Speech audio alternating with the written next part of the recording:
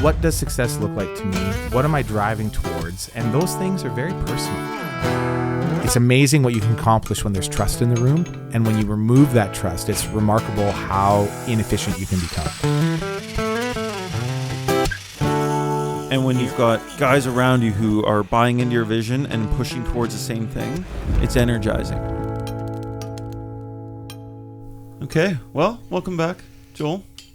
We're going to be following up a conversation that Kenton and I just had in our previous episodes, kind of staying on the topic along defining success and kind of the barriers that get in the way of that. But before we get started, how's your day? A little crazy. Yeah. This is a week that I am looking at my calendar going, I'm not sure how I'm going to do it all. Yeah. But good. I'm enjoying myself. Good. I just have moments of like, I feel like you're in a similar place as me and Kenton right now, where it's just a season of just high pressure. Yeah. It just feels like there's so much to get done and so much to focus on. But despite that, here we are. So, yeah, I think just quick overview. I think a lot of the what we had talked about were even certain circumstances of our day-to-day decisions, and almost like what you and I were talking about before, where distractions come up and almost try and take us away from the goal we're working towards. And having that goal in our life be something more than just revenue and profit in our business. Like why the world has a very strong view that success is primarily based around numbers and profit, and that's what Wall Street would consider being successful. But just on a whim, to you, like what makes you tick? What's a successful day look like for Joel? Yeah, I think if I'm really honest, that's a tough question to answer, because like if I really stop and think about it, I would say these are the markers of success. And then there's other things that my actions would say I define as success, and how I feel about things too. Like, so first thought is often if I get to the end of the day and I feel like, wow, that was a really successful day, usually it's got to do with I ticked a ton of boxes. Like I had a lot of stuff on my list and a lot of stuff got crossed off. Or I landed a major project or something like that. Usually it's got to do with achievement and usually in relation to tasks. So productivity. Ticking those things off gives me a feeling of success. But when I stop and think about it, I know that success is bigger than that. And so answering that question isn't just straightforward. Yeah. It's like there's different ways that I could answer it depending on what my frame of mind is. Yeah.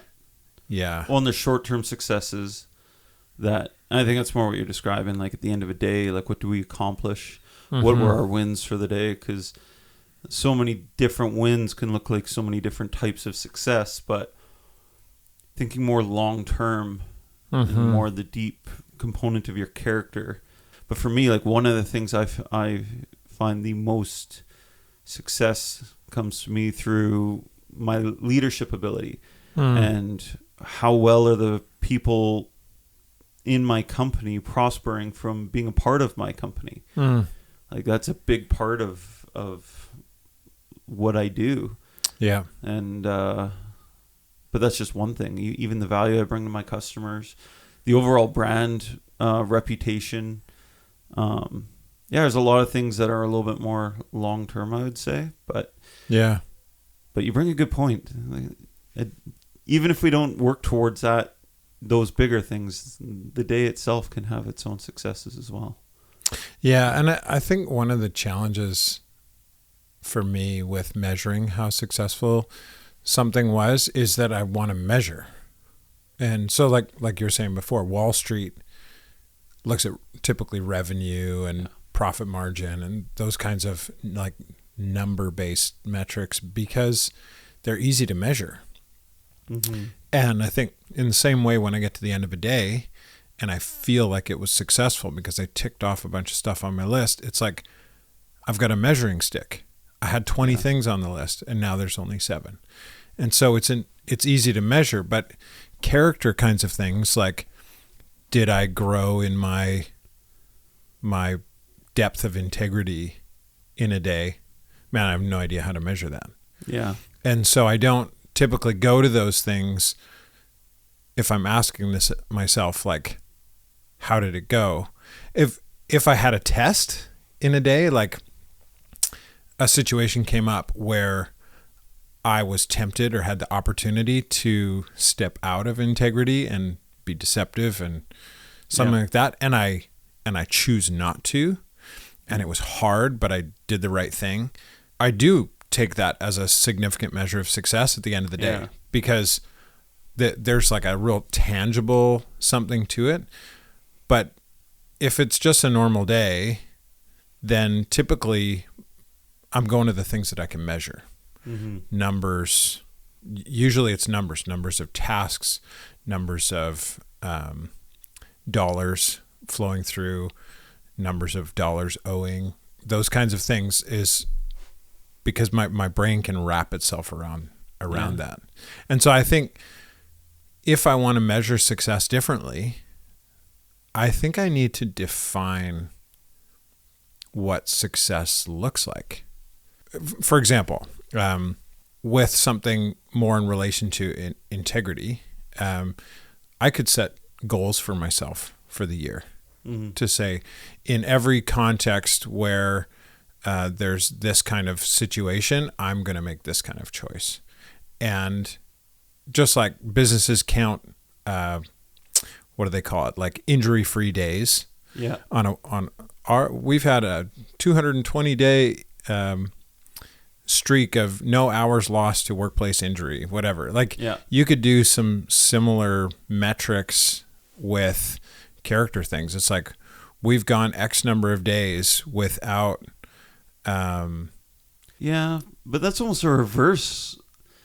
Like that's a good way to track it, but I don't feel like you get the same dopamine hit as when you actually definitely sign a contract, land a job, and it's just like, I feel like numbers really do give that sweet dopamine high of like success.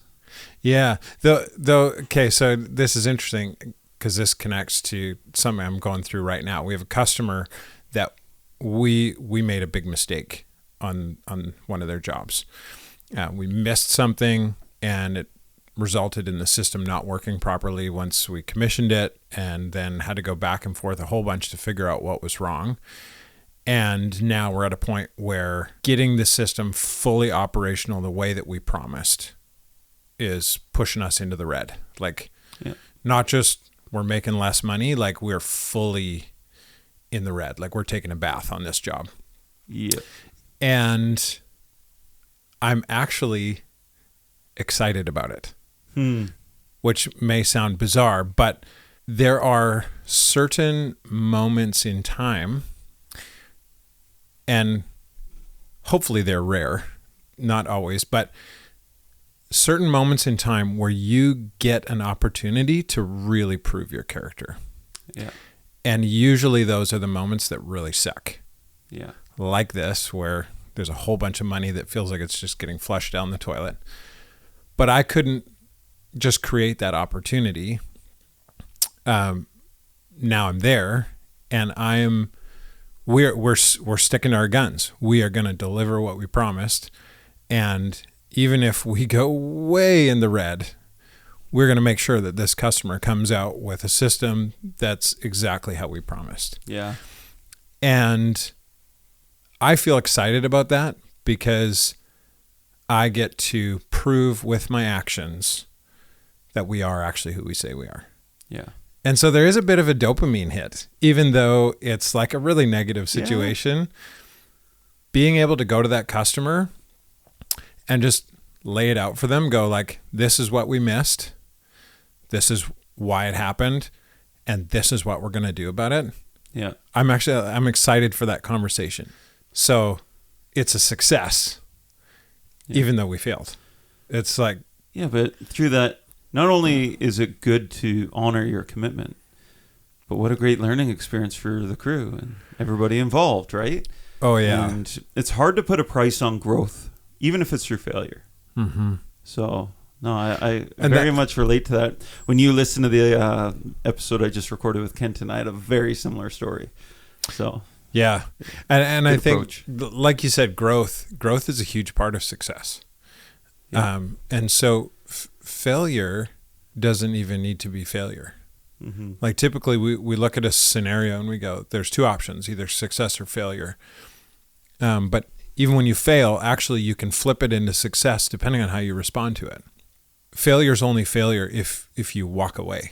Yeah. Like if you make a mistake and you go, I'm not going to learn from it, I'm not going to try and correct it, I'm not going to change. That's the only way that you actually land a real failure. Or if you have a customer or employee who's just unrealistic or has ultra high expectations or whatever, and then they can taint your brand or whatever. That's hard to get over. But even that you can flip into a measure of success, because with something like that, you realize, man, our front end process wasn't good. Mm-hmm. We didn't explain these things in detail, or we didn't have proper documentation for the things that we explained to the customer on the front end. And so then they came back and tried to change things on us later on. And then you tweak your process, you find better ways of communicating things, and you get better as a company. And so even a situation like that, where you got to like just genuinely a bad actor, a customer who wants to wreck things, like it doesn't eliminate all the bad, but you can still even turn that into some measure of success, because it's growth. Yeah. And I agree. There's an upside to everything. if you look at it right. if we're willing to see it, Yeah. if we're willing to see it, and sometimes it takes other people. I've had some critical moments in my life where things have gone really sideways, and man, I don't see any opportunity for good. It's just all bad. And somebody else will step in and go, hey, what about this? Yeah. Yeah. Success is almost never an isolated thing. It's not an individualistic thing. Almost every success that we've had with our company has been somehow connected to team. There's things that I'm given the credit for, successes that our company has had, but almost always that's built on the shoulders of somebody else on the team. Yeah. Somebody that put together some key pieces for me, or somebody that just took care of other stuff so that I had the space to focus on that, or just ideas that were thrown around in a conversation, whatever. It's like, I can't think of anything in the last year that I would call a success of mine that I couldn't give credit to a whole handful of other people. Yeah. But we don't often, when we're thinking about success, I think we could be more intentional that way. The who, not how concept of putting the right people in the right places. Well, I mean, it is your success stone in some regards, because you help cast a vision and build a team around that. Oh yeah. But where I find it's weird in my own personal life in that regard is a lot of my success, people really credit me for it and not my wife. And I think it's the weirdest thing, because I don't know another woman out there who could have given me the freedom and support, and still to this day, like my wife has given me to build the company we have.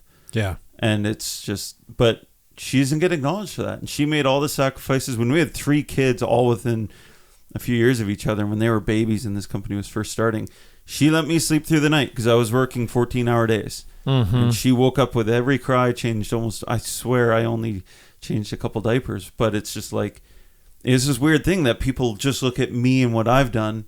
And it's just like, yeah, but you know, my wife is only one of many people who helped me and were part of the support I needed to actually get where we are now and be on the path that we are going forward. It's just, it's this weird thing, but it's almost just a byproduct of running a company that you're just accredited with this. And it, in some ways we should be. Yeah. But if there's a fuller picture. Yeah, it's really hard to share the credit. And I think that I've had a number of times in my life where I've had people encourage me, and I've done this once or twice. I should probably do it again. But do an exercise where you write out your own eulogy for your funeral. Oh, really? So imagine that somebody else is delivering it, but like, what would you want people to say at your funeral? Yeah. Like, he was a hardworking man who sacrificed everything to build this incredible company. Okay, is that what you want? Or, and I think also not just imagining like what the eulogy says, but also imagining like who's at your funeral, and how are they experiencing it? Like, interesting. At that stage, like your kids are all there sitting in the front row. Yeah. Or are they in the front row? Yeah. And what would they say if given an opportunity to speak? How does all of that factor into your idea of success? Like, I've been thinking about that a ton just because of the stage that my kids are at, the age that they are. Yeah. Man, it feels like this window of time is closing so fast with being able to connect with them. Like, I had a friend of mine tell me yesterday about how his kids are older than mine. And he said, man, there's this sweet spot between when your kids are about 8 and 12 where you can do so many things with them because they're capable, and you can have like real conversation, go on adventures and play games and stuff. And he's like, but they still think you're cool. Yeah. And then they cross over that line somewhere around 12 or 13 or whatever it is. And then you start to fade into the background kind of. And I haven't experienced that yet. My oldest is 12, and I'm going, I'm at the end of that window for him. Yeah. And thinking about, because success isn't just at the end of the journey. When I get to my funeral, that's not just the measure of success. I think, what does successfully parenting a child look like? Like, that's going to end somewhere around, I don't know, 17, 18, something like that. And my kids move out and start their own lives. And okay, what does success look like in this stage? Or okay, I'm getting to the end of preteens. Like, what does success look like for that? And so it all factors into this business conversation because these things are intermingled. Like, I don't have just like these perfect little pockets where this is business time and this is family time and this is self time or whatever. It's this jumbled thing, and I've got to make decisions in moments. Like today, my family wanted to do family photos in the middle of the workday because that was the time that worked. And me ducking out of work and running down to the park to meet my family and do photos. Like, how do I respond to that? Yeah. What does that communicate to my family about how I prioritize them? All factors into family success. Yeah. But it's also connected to business success. Yeah. What did I miss at work in order to make that family time happen? Like, it's, no matter where you go, you're sacrificing something. I forget who said it. There's some big CEO or multimillionaire or billionaire or something that said, define success. Despite all the money he made, true success is having adult children who still want to hang out with you. Not because you're their dad and they have to or they need something from you, but because they just genuinely want to be around you. Yeah, man, that's really when I good. heard that, I was like, ooh, that struck a chord, because it really rings true to me. It's just like, that is a true measure of success beyond just business and numbers and money and life experiences. But yeah, man, if you raised a kid, because I mean, parenting to me is leadership. Maybe that's why it felt so real to me when it was said. It's just like, if I want to be able to lead my kids into a fruitful, successful life, but also have them still actually want to be around me. Especially because right now I've got young teenagers and I feel like I'm just a tyrant most of the time. Because I feel like I have to be It's just, it's a fun time. Yeah. Yeah. And I think we can more easily measure success in business than with family, because we're told if you're going to have a successful business, you got to define your KPIs. Yeah. What's the list? Okay. What's your list of KPIs for your family? I mean, you could probably make some, but I don't know if I would recommend it. Well, I think we should. Like, really? And it's going to be more intangible, but like, how much do your kids like being around you? I think that's a great KPI. Yeah. It's hard to measure though. Okay, but like, are they asking to spend time with you? When they've got free time, do they want to spend it with you, or do they want to go do something else? Are they excited when you walk in the door? Or are they like, oh crap, Dad's home? Yeah, are they disappointed when you miss something?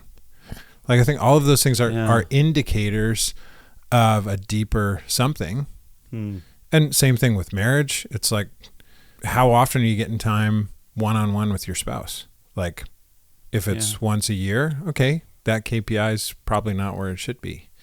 Yeah. And it's like, it's intangible. You got to figure out these things for yourself. I think every couple is going to be a little different, but I think we try too little to give that kind of attention to family. Yeah. And we're told business is trackable and family is fly by the seat of your pants. Hope it works out at the end. Yeah. It's like, for example, we want to be successful in life, not just in business. And yet, I think, ask the average couple how many marriage conferences, marriage seminars, marriage retreats they've gone on in the course of their life. On average, probably 0. Like, I would guess the average couple is probably 0, maybe 0 point something.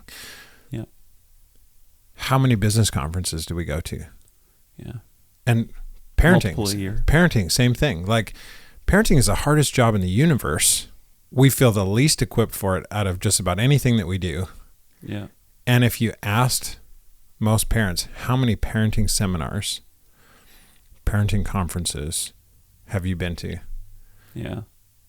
Probably 0 to 1. Yeah. And I did this course once in my church. Yeah. So there's these funny things where, like, if you ask most people, what would be more important to you at the end of your life, being successful in your business or being successful in your family? I would guess that the vast majority of people would say family.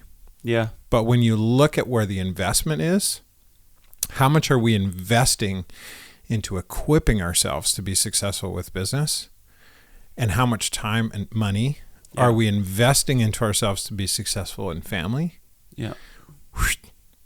I feel like the reason we do that is because us as the providers, we feel like I'm going to be a better dad if I can provide for them better, or I can provide more security, or I can provide more experience. And all these things that you need to provide cost money.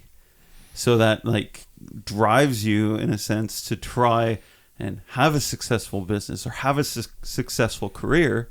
Yeah. Because and maybe it's some people use it just as an excuse to be workaholics, but I genuinely find for myself, that's one of the things that really drives me to, from a financial standpoint, put a ton of effort and time into my job, because some of the best experiences I've had with my kids are when I took them on a trip to Mexico and, let them enjoy an all-you-can-eat resort for a week. So, yeah.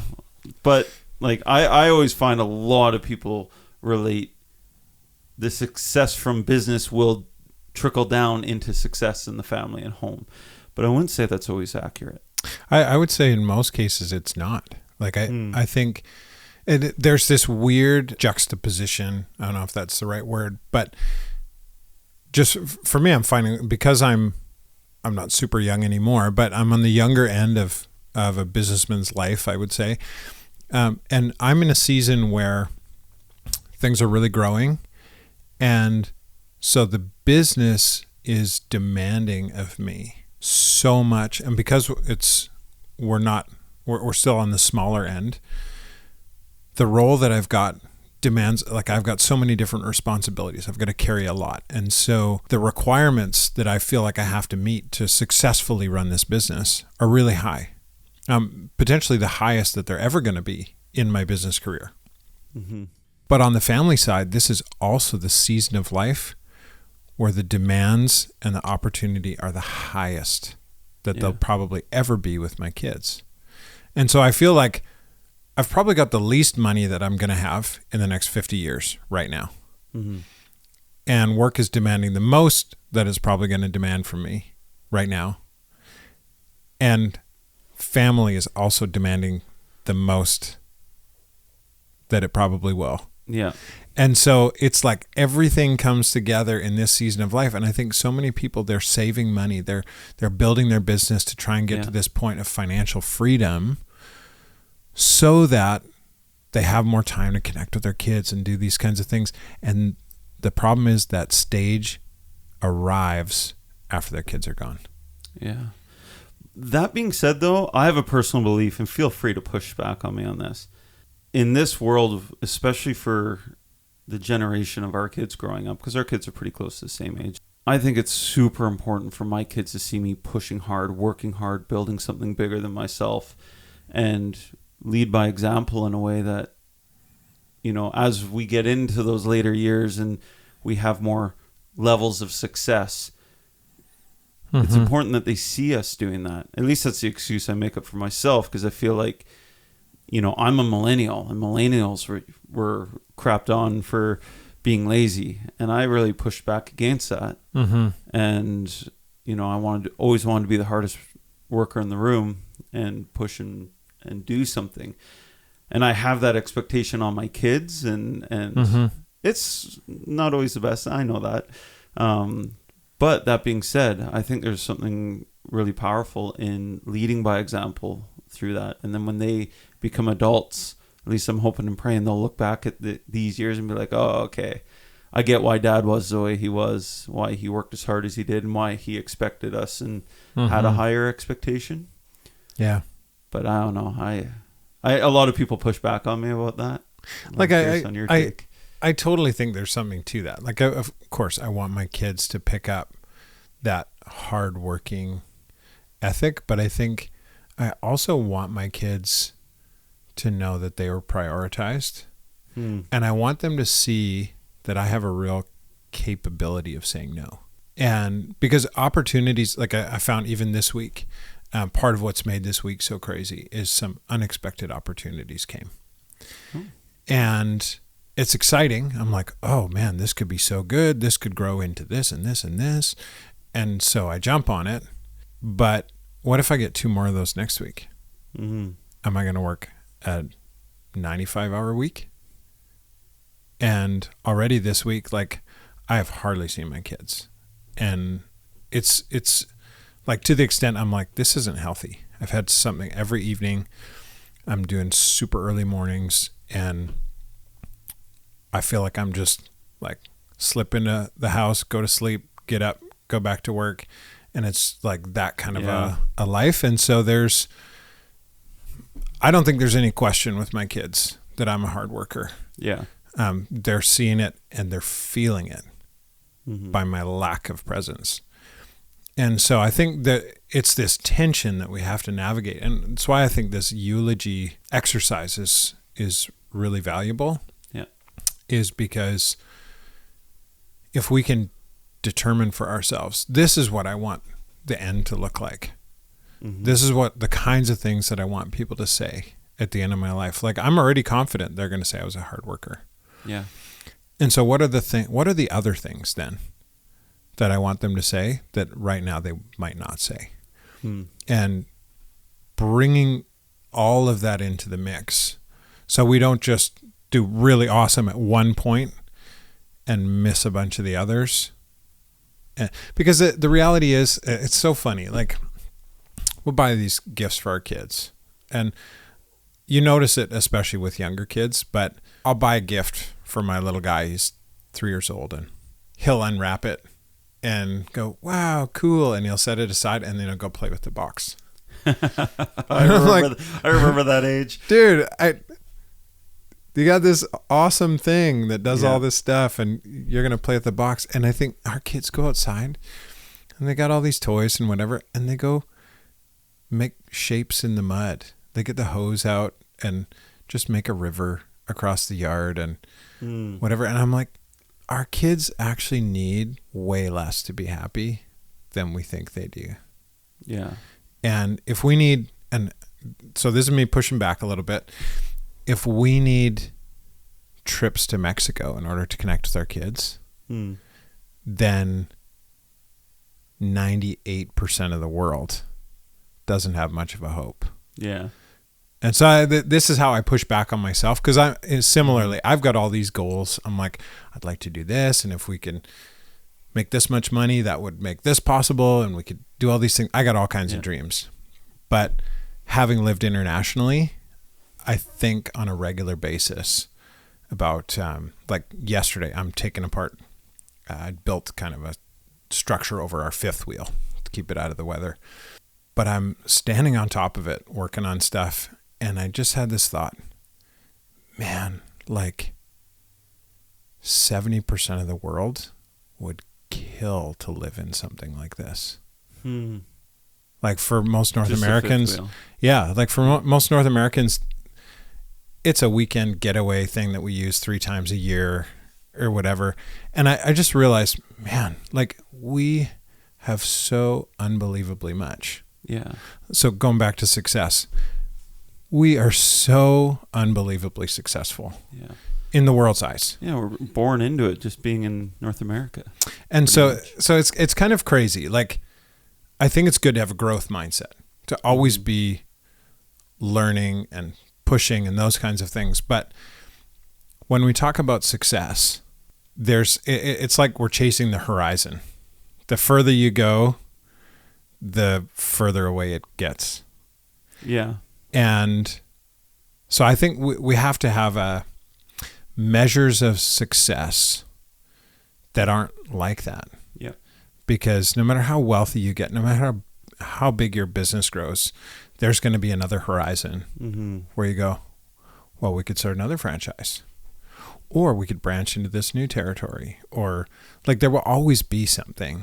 And success has got to be deeper. And I really think it comes back to that eulogy exercise. Yeah. Like at the end, what is really going to matter? Who do I want to be there? What do I want them to say? So how do we decide that on a day-to-day basis? Because like I look at it and I definitely see the value in like, and for me, like I've already told the story before, but like when I did that project 7 hours out of town all last spring, and I flew home every weekend, but I was away from my family for 4 months straight, pretty much, coming home on the weekends. Man, my time home was so intentional, and it was high quality things. The 24 hours or 48 hours that I walked in the door, it was just like really potent, good family time. Yeah. It was super valuable. And I'll always actually cherish that time that I actually worked out of town for so long, because we made the best of it. That being said, it was because it was for a finite period of time.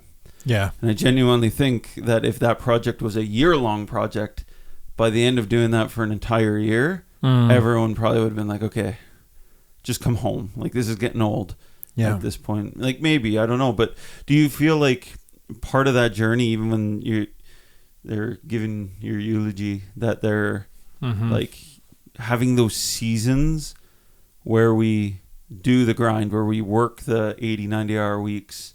Is there even a place for that, or should we just avoid it altogether? No, I think there's no way to set a rule to say, no, you can never do this or never do that. Like, life is too unpredictable. I agree with that.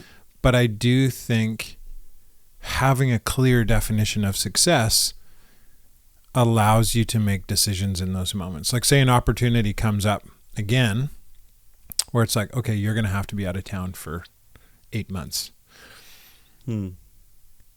If you've got a clear idea of what success is for you, then you can measure that opportunity against that thing and go, yeah, that'd be good for the business, but it would violate these other things that I would say are really critical in this season. Yeah, for your personal success. And I think in 1 year, you might go, yeah, absolutely, let's do it. Mm-hmm. And in another year, you might take that same opportunity and say, no, I can't. Yeah. So I don't think it's so simple as to say these things fit and these things don't. I think it's got to do with timing too, because I think especially with a family, like what stage are your kids at? How healthy are they?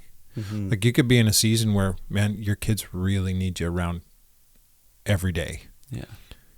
Or they might be in a stage where you being gone for 2 weeks at a time doesn't really change anything. Yeah. But I think the key thing is being conscious of that and asking the question, like, what's the impact going to be? Not just on the business, but on the bigger picture of my life. Because I've been traveling a lot recently. I've been all kinds of trips, and I've been really conscious about it and having conversations with my wife of like, is this too much? Is this putting you in a bad position with me being gone so much? Like, how are you doing? Those kinds of things, because my measure of success really is connected to my family. Mm-hmm. As it should be. Business, great. But you know what? At the end, so this whole eulogy thing, most of what I want said in my eulogy has nothing to do with the business. If my eulogy is focused on how well I did as a business owner, man, for me personally, I've blown it big time. And so I'm very conscious of how my business travel affects my family. Yeah. Because that's priority for me. I really struggle with this, actually, like what you're saying, because like so much of my personal success is tied to my business. Mm-hmm. And not just my business, but my ventures as a whole, like brand reputation. And I feel, again, like it's good for my marriage, it's good for my parenting to, do these things for their sake too. Yeah. But it's definitely making me think how you're setting your priorities of your family so high above your business. Because it's actually funny, as I was even saying it, it's like, oh, should we go through these seasons where we work so much? And I'm 10 years in now. And my kids were infant to toddler when I started. My oldest is now 15. Yeah. And those seasons, those waves of working insane hours, I'm still doing them. And this season exactly right now is a case of that. So yeah, it's a challenge though. It's a real challenge to try and balance those two. Yeah.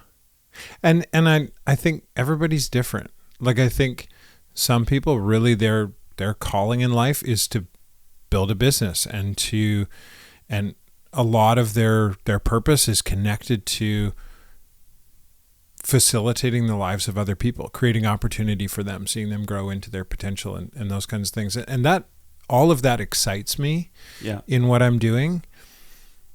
I just put family on top.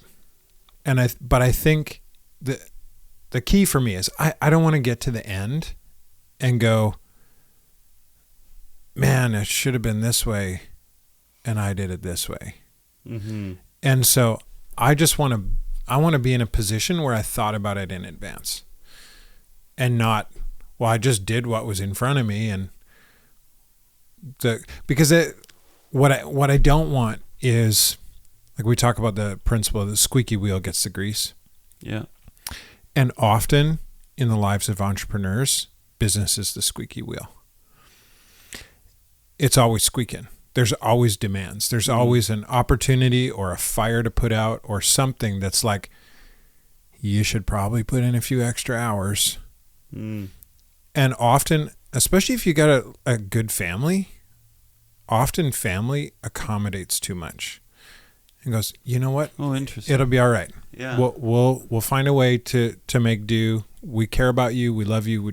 We know that the business is important. We'll accommodate. Yeah. And it's not until things start unraveling a little bit at home, mom starts feeling the pressures of overload and whatever, and it starts going, no, you got to be here. Yeah. Whatever. Like, and we don't want to operate that way where it's like business. Okay, now there's a crisis at home. Now shift attention. Yeah. I would way rather be proactive and be prioritizing that when it's not demanding it. Yeah. So that we don't get to that position of crisis. Yeah. If it gets to that point, damn it, it's kind of like with your brakes. When they start to squeal, like you probably should have changed them already. And if you're not quick at responding, then you got grooves in your rotors. And now you're not just replacing brake pads, you got to replace rotors too. And I think family can be the same way. If you focus business until family starts screaming, and then try and shift your attention back, man, there's already damage done that's going to require more than just a weekend away to repair. And so it's just all of these things, it's priorities, and it's easy for me to spout off this stuff. Man, I'm not getting it right. Like, as much as I say I put family over business, if you looked at my schedule for the last 2 weeks, you wouldn't guess that. I get stuff wrong. And we just have some crazy weeks where, okay, business has to have more attention. Yeah. That's just reality. But yeah, and hopefully you're compensated for that properly. But man, what you just said, like about the family being too accommodating, I think there's so much truth to that. And that's something that we need to be aware of, because as soon as you said that, I never realized it, but I think my wife and kids are like that with me, because they see how driven and how important the business is, and very likely to an unhealthy standpoint. But yeah, they're very supportive of me, and I think it's because they are. I justify my hours away and stuff. So that just because your family's being accommodating to your being a workaholic doesn't give you an excuse to be that. Yeah. And you should prioritize them more. And I say this, and I'm leaving town in 2 days for over a week for work. And I think I need to be more intentional about not letting these seasons keep creeping up on me, because they don't ever seem to go away. And I just don't want anybody, myself for sure, to get to a stage where they're like, man, I missed it. And now it's too late. Yeah. Because I think, like with business, there's seasons of opportunity, and you can miss opportunity in business too. But I think with kids, for sure, you don't ever get to do a year over again. Like, you can't rewind and do your 11-year-old son's life a second time. Like, he's 11 once, and if you're not around, that's gone. And so I just feel it more with family. And I think looking at the lives of other people around me, I want the same. Like, if you've thought it through, you've had the conversations with your family, you're clear on what success looks like, and giving that extra attention to the business is an intentional decision that you're like, this makes sense. Great. So long as you've done the process to arrive at that conclusion, and you're not just doing it because business is the loudest voice in the room going, give me attention, and your family's being silent or something. That's what I don't want. And like, my wife is super capable. And so she would, in the same way, she would accommodate me too much. She would go, yeah, okay, if that's important to you, we'll make it work. I got to be more cautious there that I don't overstep, because she'll let me. Yeah. Well, it's just another layer of us having to die to ourselves, because I know my wife, she supports me to no end, and is very sacrificing for me and my goals and ambitions and career and life ventures. Yeah. So it's like, we also have to turn around and pay that back. So I think that's actually a really critical piece, is that for us as human beings, and it's funny, this conversation actually is evidence of this truth, but we tend to mostly think about our own success. With kids, we get a little better at thinking about them being successful. Yep. But actually, I think what really makes a really celebratable life is a life that made other lives successful. And I think in a marriage context, it's incredible how closely connected you can be to your spouse and to like really love them and to still hardly think at all about what them being successful looks like. Like I've got to, and I've been working on this, trying to train myself to have conversations with my wife about like, what are you dreaming about for the next 5 years? Like if you could do anything, what would that be? And for you to be successful this year, like what would success look like for you? Yeah, it's a good question. Because like there's things like my wife homeschools.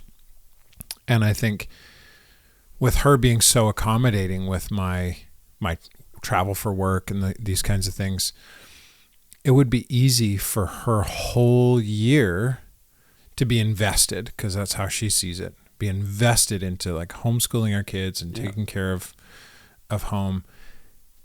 And for her to get to the end of the year and not have anything outside of that she had hoped to do that she can say happened.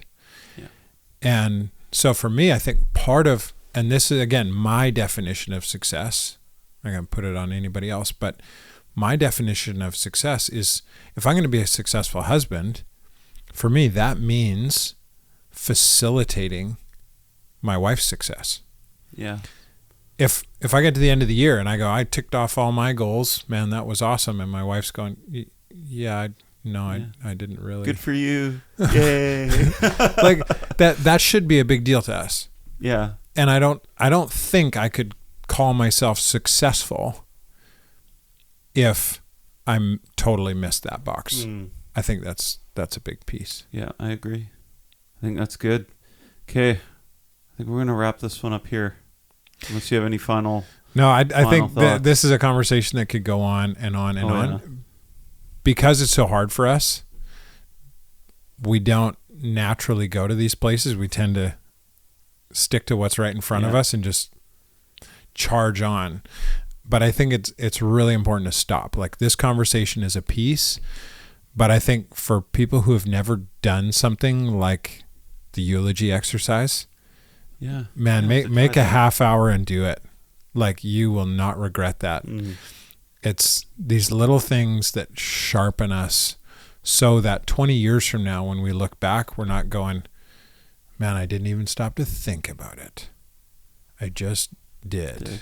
Yeah. And so it'd be good to have more conversation about this. But yeah, I think let's call it there. That was a good one, Joel. Thanks, man.